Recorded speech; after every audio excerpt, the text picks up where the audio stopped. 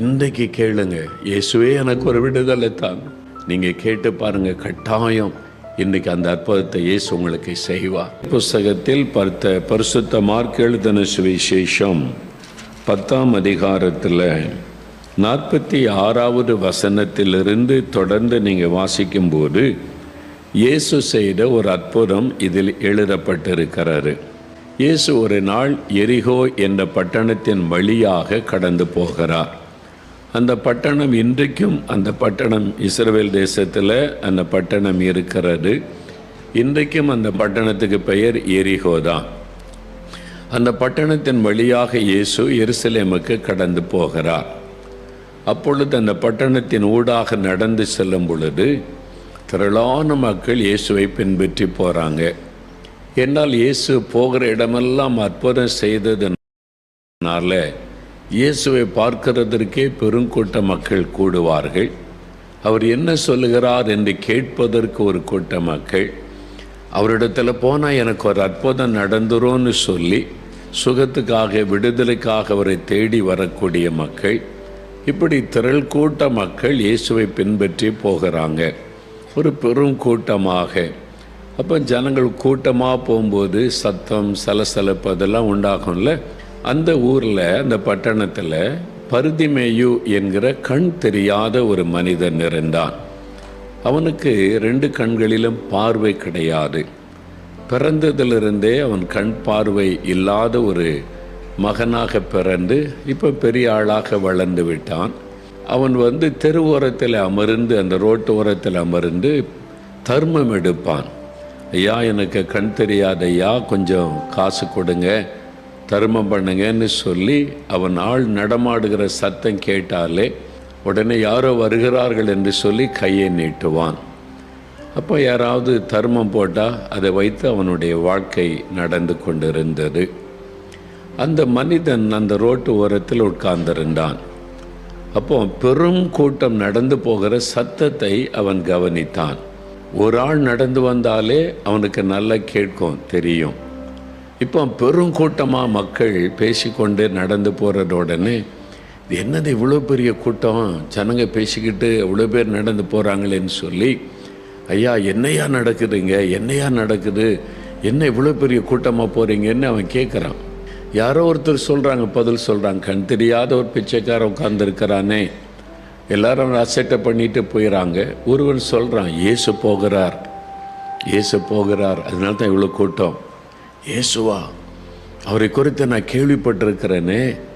அவர் குருடர்களுக்கு பார்வை கொடுக்கிறாராமே, சப்பானிகளை நடக்க பண்ணுறாராமே, ஐயோ அவங்க செத்தவங்களை கூட உயிரோடு எழுப்பி இருக்கிறாராமே, அவர் வல்லமை உள்ளவர், அவர் கடவுள் மனுஷனை சந்திக்க வந்திருக்கிறான்னு அவரை பற்றி சொல்கிறாங்களே, அவரா போகிறாரு என் பக்கத்தில்?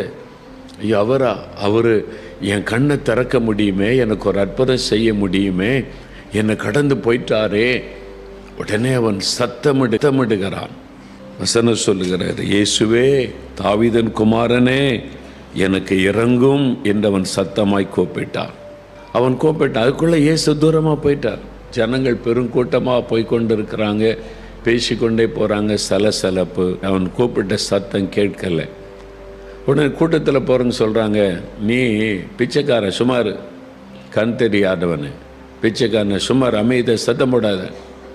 இயேசு எவ்வளோ அவசரமாக போய் கொண்டு இருக்கிறார், நீ தெரு ஓரத்தில் பிச்சை எடுத்து கொண்டு இருக்கிறவன், நீ எல்லாம் சத்தம் போடலாமல் உனக்கெல்லாம் அவர் நிற்பாரா?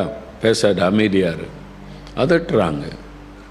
அவன் பாவம், கண் பார்வை இல்லாமல் எனக்கு ஒரு கண் பார்வை வந்துடாதா, ஒரு அற்புதம் எனக்கு நடந்துராதா, பிறந்ததிலிருந்து நான் இப்படி வேதனையில் இருக்கிறேனே, எனக்கு உதவி செய்ய யாருமே இல்லாதனால தர்மம் எடுத்து கொண்டு இருக்கிறேன், என்னை கவனிக்க நேசிக்க யாராவது இருந்திருந்தால் என்னை வீட்டில் வச்சு சாப்பாடு கொடுப்பாங்க, அது கூட யாருமே இல்லை, நானே தெரு ஓரத்தில் உட்காந்து தர்மம் எடுத்து கொண்டு இருக்கிறேன், அப்போ என்னை போய் அதட்டுறீங்களா ஐயா அப்படின்னா? சுமார் பேசாத. அவன் ஒரு சாதாரண தர்மம் எடுக்கிற ஒரு மனிதனாக இருந்ததுனால மக்கள் அவனை அற்பமாக எண்ணி அவன் அசட்டை பண்ணி பேசினாங்க. ஆனால் அவன் சோர்ந்து போகலை. இவங்க யார் என்ன சொன்னால் என்ன, இயேசுகிட்ட நான் போயிடக்கூடாதுன்னு இவங்க தடுக்க பார்க்குறாங்க.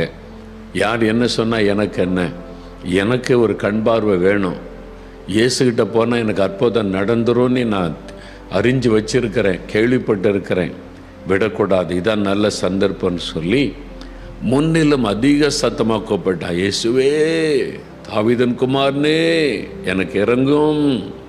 பெரிய சத்தமாக கூப்பிட்டான். ஏன்னா அவனுக்கு கண் தெரியாதுல்ல, எவ்வளோ தூரத்தில் இயேசு இருக்கிறான்னு தெரியாது. ரொம்ப சத்தமாக கூப்பிட்டான், இயேசுவே தாவீதின் குமாரனே எனக்கு இறங்கும் அப்படின்னு ரொம்ப சத்தமாக கூப்பிட்டான். அந்த சத்தம் இயேசுவின் காதில் விழுந்த உடனே இயேசு நின்றார். வேதவசனம் சொல்லுகிறாரு, இயேசு நின்றார். Jesus stood still. வானத்தை பூமியை சிருஷ்டித்த தேவன், அண்ட சராசரங்களை சிருஷ்டித்த ஆண்டு நடத்துகிற அற்புதமான தேவன் ஒரு ஏழை மனிதனுடைய சத்தத்தை கேட்டவர் நின்றார். யாரோ என்ன கூப்பிட்டாங்க, எல்லாரும் நிற்கிறாங்க, சீஷர்கள் நிற்கிறாங்க, கூடி வந்து எல்லாரும் நிற்கிறாங்க. என்ன இயேசு நிற்கிறார்? ஏன் இயேசு வேகமாய் போய் கொண்டவர் நிற்கிறாரு? ஏன் நிற்கிறீங்க ஆண்டவரே? யாரோ என்ன கூப்பிட்டாங்க. யாரோ ஒரு அபயக்குரல் என் காதில் வந்து விழுந்தது. யாரோ தேவையில் இருக்கிறாங்க, யாரோ கஷ்டத்தில் இருக்கிறாங்க, யாரோ வேதனையில் இருக்கிறாங்க, யாரோ பாடுகள் மத்தியில் இருக்கிறாங்க, என்னை கூப்பிட்டாங்க, நான் உங்களுக்கு உதவி செய்யணும். இயேசு நின்றான். அது ஆண்டவரே நீங்கள் போங்க, அவன் ஒரு பிச்சைக்காரன், அவர் கண் தெரியாதவன், அவர் ரோட்டோரத்தில் உட்கார்ந்துருப்பவன், அவனுக்காக நீங்கள் போங்க. இல்லை, அவனை என்னிடத்தில் அழைத்து வாருங்கள். எல்லாரும் அவனை தர்மம் எடுக்கிறவன், கண் தெரியாதவன், பிச்சைக்காரன் அற்பமாக பேசுகிறாங்க. இயேசு சொல்றார், இல்லை, அவனையும் நான் தான் சிருஷ்டித்தேன், அவனையும் நான் நேசிக்கிறேன், அவனுக்கும் ஒரு அற்புதம் தேவை, அவனும் ஒரு வேதனையில் இருக்கிறவன், அவனுடைய துக்கத்தை நான் சந்தோஷமாக மாற்றணும், அவனை கூட்டிகிட்டு வாங்க இயேசு சொன்னார். இப்போ சீஷர்கள் ஓடி போய் கூட்டிகிட்டு வந்திருப்பாங்க. இயேசு ஒன்றை கூப்பிடுறாரு, இயேசு ஒன்றை அழைக்கிறார். இப்போ இயேசு கூப்பிடுகிறான்னு சொன்ன உடனே அவன் அந்த குருடருக்குரிய வஸ்திரத்தை தூக்கி எறிஞ்சிட்டு இயேசுகிட்ட வருகிறான். அப்போ வந்த உடனே இயேசு அவனை பார்த்த உடனே கேட்கிறாரு. 51ஆம் வசனத்தில் இயேசு அவனை நோக்கி, நான் உனக்கு என்ன செய்ய வேண்டும் என்று இருக்கிறாய்? நான் உனக்கு என்ன செய்யணும்? உனக்கு என்ன வேணும்? அப்போ தான் அவன் கேட்குறான், ஆண்டவரே நான் பார்வை அடைய வேண்டும், நான் பார்வை அடைய வேண்டும், எனக்கு கண்ணு தெரியல, பார்வை அடைய வேண்டும். இயேசு அவனுக்கு ஒரு அற்புதம் செய்கிறார். இயேசு அவனை நோக்கி, நீ போகலாம், உன் விசுவாசம் உன்னை ரட்சித்தது என்று சொன்னார். உன் விசுவாசம் உன்னை சுகமாக்கிற்று, உன் விசுவாசம் உன்னை ரட்சித்தது, உன் விசுவாசம் உனக்கு அற்புதத்தை கொண்டு வந்து விட்டதுன்னு சொன்னார். உடனே அவன் பார்வை அடைந்தான். இம்மீடியட்லி உடனே அவன் பார்வை அடைந்தான். ஆண்டவர் உடனே அவனுக்கு கண் பார்வை கொடுத்தார். இயேசுடைய வல்லமை அவனை தொட்டது. அவனுடைய கண்களிலே பார்வை வந்தது. அவனுடைய கண்கள் திறக்கப்பட்டது. எவ்வளோ பெரிய சந்தோஷம்! இருளான அவனுடைய வாழ்க்கை வெளிச்சமாய் மாறினது. முதல் வெளிச்சத்தை பார்க்குறான். கண் தெரியாத ஒரு மனிதனுக்கு இருட்டாக தான் இருக்கும் வாழ்க்கையே. இருட்டு இருட்டு இருட்டு. வெளிச்சம்னு ஒன்று இருக்கிறதே அவனுக்கு தெரிஞ்சிருக்கார். இப்போ வெளிச்சத்தை பார்க்குறான். எவ்வளோ சந்தோஷம் இல்லை? அன்னைக்கு இயேசு செய்த அன்னைக்கு செய்கிறாரா? நான் ஒரு சமயம் குஜராத்துக்கு ஊழியத்துக்கு போயிருந்தேன். குஜராத்துக்கு அநேக ஆண்டுகளுக்கு முன்னால் குஜராத்தில் ஊழித்து போயிருந்த பீல் மக்கள் மத்தியில் பிஷப் தேவதாஸ் அவங்க கூட்டம் ஒழுங்கு செய்திருந்தாங்க. ஒரு வயல்வெளியில் கூட்டம், பந்தலெல்லாம் அமைச்சிருந்த ஆயிரக்கணக்கான மக்கள். அதில் பிறக்கும் போதே கண் பார்வை இல்லாத ஒரு மகள், ஒரு பெண், இப்போ வாலிப வயசாகிவிட்டாள். அவங்க தாய் தான் கையை பிடிச்சி கூட்டிகிட்டு வரணும். எனக்கு அப்படி ஒரு பெண் கூட்டத்துக்குள்ளே வந்திருக்கே தெரியாது. தாய் மகளை கூட்டி கொண்டு வந்து கூட்டத்துக்குள்ள ஆயிரக்கணக்கான மக்கள் மத்தியில் உட்கார்ந்துருக்கிறாங்க. இயேசுவை பற்றி பிரசங்கம் பண்ணது அந்த மகள் கேட்ட உடனே அவளும் தன்னோட கண்ணில் கை வச்சு, இயேசுவே எனக்கு கண் பார்வை வேணும், இயேசுவே எனக்கு கண் பார்வை வேணும். அவள் கேட்டா. மோகன்லாஸ் யாருன்னு அவளுக்கு தெரியாது. நான் அங்கேருந்து போயிருக்கேன், தமிழ்நாட்டில் இருந்து. அவங்க பீல், அந்த ஆதிவாசி மக்கள் மிஷினரி, அவங்க மொழியில் நான் பிரசங்கம் பண்ணுற மொழி பெயர்க்கிறாங்க. அவளுக்கு தெரிந்தெல்லாம் இயேசு எனக்கு அற்புதம் செய்வார், இயேசுவே எனக்கு கண் பார்வை வேண்டும், கண் பார்வை தாரும். 5 நிமிடம் ஜெபம் முடிந்தது. ஜெபம் முடிச்சிட்டு கையை எடுத்தா கண் பார்வை வந்து விட்டது. கூட்டத்துக்குள்ள இந்த சத்தமிட்டாள், கை வைத்து சத்தமிட்டாள். ஏன் அந்த பெண் சத்தமிடுகிறாள்னு நான் கேட்டேன் தூரத்தில். சொன்னா எனக்கு கண் பார்வை வந்துட்டு. முதல் உலகத்தை பார்க்குற தாயின் முகத்தை முதல் பார்க்கிறாள். எப்படி இருக்கோ யோசித்து பாருங்க. அப்படியே அவருடைய முகம் மலர்ந்து இருக்கிறது. அப்படியே சந்தோஷம் அவருடைய முகத்தில். இப்பவும் அந்த முகம் எனக்கு மறக்கவில்லை. அவ்வளோ சந்தோஷமா அவள் கண்ணை திறந்து பார்க்கிறாள், தாயினுடைய முகத்தை பார்க்கிறாள். இன்றைக்கும் இயேசு அதே விதமான அற்புதம் செய்கிறார். காரணம், இயேசு கிறிஸ்து நேற்றும் இன்றும் என்றும் மாறாதவர். அப்படிதானே பரிதுமை. அப்படியே பார்த்துருப்பான், வெளிச்சத்தை பார்க்குறான், எல்லாரையும் பார்க்குறான். இதான் இயேசுவா, இயேசு பற்றி கேள்விப்பட்டேன், இவர் தானா அப்படின்னு சொல்லி எல்லாத்தையும் பார்க்குறான். இவ்வளோ சந்தோஷம் இல்லை, அவனுடைய துக்கம் சந்தோஷமாய் மாறினார். காரணம் அவனுடைய விசுவாசம். இயேசுகிட்ட விசுவாசத்தோடு வந்தால் கட்டாயம் அற்புதம் நடக்கும். உண்மையா நம்மை துக்கப்படுத்துகிற எத்தனையோ காரியம் இருக்குல்ல. இப்போது ஒரு சகோதரர் அவருடைய வாழ்க்கையில் நடந்த ஒரு அற்புதத்தை சொல்ல போகிறார். உங்கள் வாழ்க்கையில் இந்த மாதிரி இன்றைக்கி துக்கத்தை கொடுத்து உங்களை வேதனைப்படுத்தி கொண்டிருக்கிற, உங்களுடைய வாழ்க்கையை இருளாக்கி கொண்டிருக்கிற ஒரு காரியம் இருக்கிறது. என்ன தெரியுமா? பாவ இருள். மாம்ச கண்ணு திறந்திருக்குது, உங்களுடைய ஆவிக்குரிய கண்கள் குருடாக்கப்பட்டு இருக்கிறது. பாவத்தினால, மதுபானத்தினால, போதை வஸ்துகளினால, ஏதோ ஒரு பாவத்தினால அமையா சந்தோஷமே இல்லை, நிம்மதியே இல்லை, பாவத்தை விட முடியல. இயேசு என்ன அற்புதம் செய்கிறார் பாருங்க. ஒரு அற்புதத்தை பார்க்க போறேன். இந்த சகோதரர் பாருங்க, 25 வருஷத்துக்கு மேல் கஞ்சா, மதுபானம், அதனால குடும்பமே நரகமாகிவிட்டது. மனைவி அடிக்கிறது, வேதனைப்படுத்துறது, பிள்ளைகள் கூட பக்கத்தில் வரமாட்டாங்க. 4 வருஷம் தெருவிலே வாழ்க்கை, எல்லாராலும் புறக்கணிக்கப்பட்ட வாழ்க்கை. ஆனால் இயேசு அந்த சகோதரனை சந்தித்தார். இயேசு நோக்கி கூப்பிட்டார், நீர் உண்மையான கடவுளாக இருந்தால் எனக்கு விடுதலை கொடுங்க. இயேசு விடுதலை கொடுத்து விட்டார். இப்போ அதே ஆண்டவர் கேட்கிறார், என் மகனே, நான் உனக்கு என்ன செய்யணும்? உனக்கு என்ன வேணும்? விடுதலை வேணுமா? பாவத்திலேருந்து விடுதலை வேணுமா? பரிசுத்த வேணுமா? மதுபானத்தில் இந்த போதை வஸ்து, கஞ்சா, இந்த போதை வஸ்துகளிலிருந்து உனக்கு விடுதலை வேணுமா? இயேசுவால் உங்களுக்கு தர முடியும். இன்றைக்கு கேளுங்க, இயேசுவே எனக்கு ஒரு விடுதலை தாங்க. இந்த சகோதரனுக்கு விடுதலை கொடுத்தீங்க, எனக்கும் ஒரு விடுதலை வேணும். நீங்கள் கேட்டு பாருங்கள், கட்டாயம் இன்றைக்கி அந்த அற்புதத்தை இயேசு உங்களுக்கு செய்வார். அந்த குடும்பத்தின் துக்கமே சந்தோஷமாய் மாறிவிட்டார் பாருங்க. அந்த முழு குடும்பத்தின் துக்கத்தை மாற்றி இன்றைக்கி மகிழ ஆண்டவர் இயேசு உங்களை நேசிக்கிறபடியினால் உங்களோடு பேசி கொண்டிருக்கிறார் இல்லை? அவருக்கு மேலே எவ்வளோ அன்பு வச்சிருக்கிறார். அதனால்தான் சிலுவையில் உங்களுக்காக தன்னை பலியாய் கொடுத்தார். அவர் சிலுவையில் நம்முடைய பாவங்களையெல்லாம் சுமந்து முடித்துட்டார். எதுக்கு தெரியுமா? நமக்கு பாவ மன்னிப்பை கொடுக்கவும், பாவத்திலிருந்து விடுதலை கொடுக்கவும் சிலுவையிலே பாவமானார். பாவ பிரச்சனையோட கலங்குறீங்களா? பாவ பாரம் அழுத்துதா? குற்ற மனசாட்சி வாதிக்குதா? பாவத்தை விட முடியலன்னு கலங்குறீங்களா? கலங்காருங்க.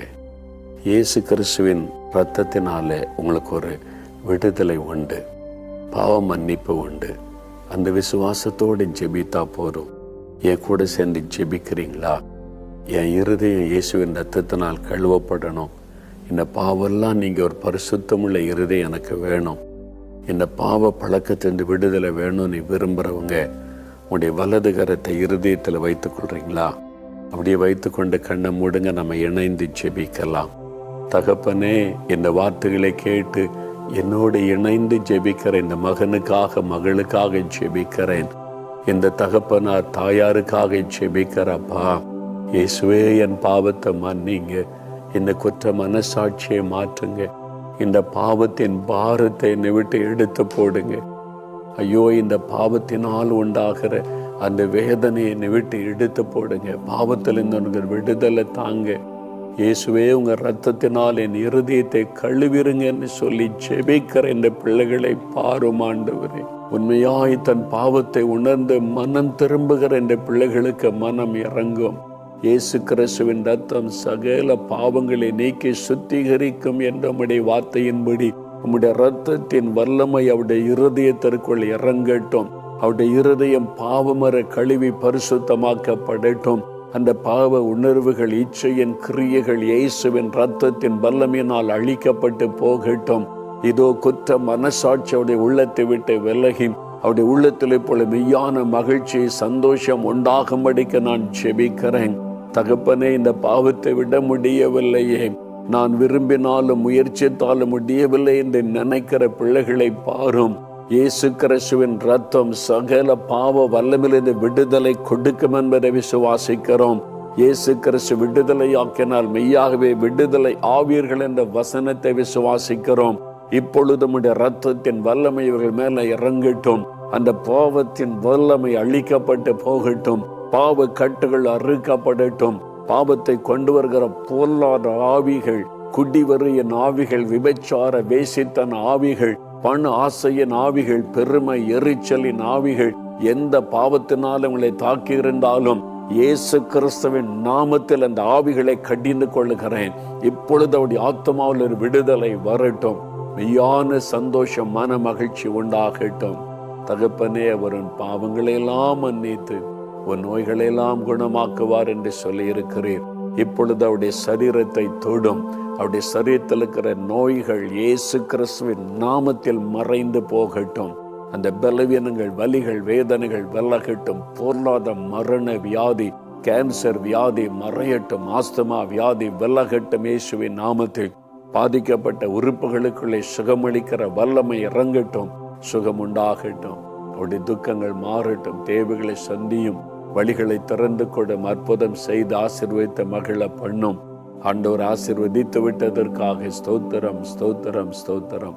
நாங்கள் பெற்றுக்கொண்டோம் என்று விசுவாசிக்கிறோம். அப்பா, இயேசு கிறிஸ்துவின் நாமத்தில் ஜெபிக்கிறோம் பிதாவே. ஆமென்.